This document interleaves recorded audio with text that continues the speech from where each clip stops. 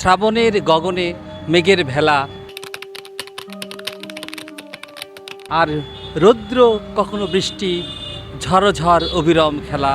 সেই শ্রাবণের রৌদ্রের সময় গাংনী বাজারটি কেমন জেনে নিই গাংনী উপজেলা সম্পর্কে।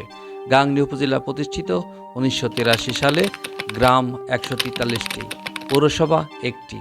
গাংনী কৃষি নির্ভরশীল একটি উপজেলা, যা আমাদের কৃষি প্রধান হিসাবে আমরা নির্ভর করি।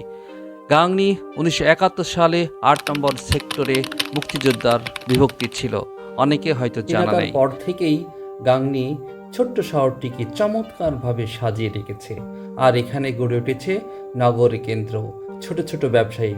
আসুন জেনে নিই সেই ছোট ছোট ব্যবসায়িকরা কেমন আছে, তাদের সম্পর্কে দুটি কথা বলে যাই। সঙ্গে থাকুন। একেবারে নেই বলে চলে।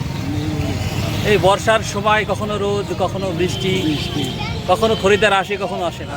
ব্যবসা কেমন চলছে? মোটামুটি ভালো। সময় কখন বেশি হয়? সন্ধ্যার পর থেকে রাত 10-11টা পর্যন্ত। খরিদ্দার নেই? খরিদ্দার আছে কিন্তু দামে বিক্রি নাই।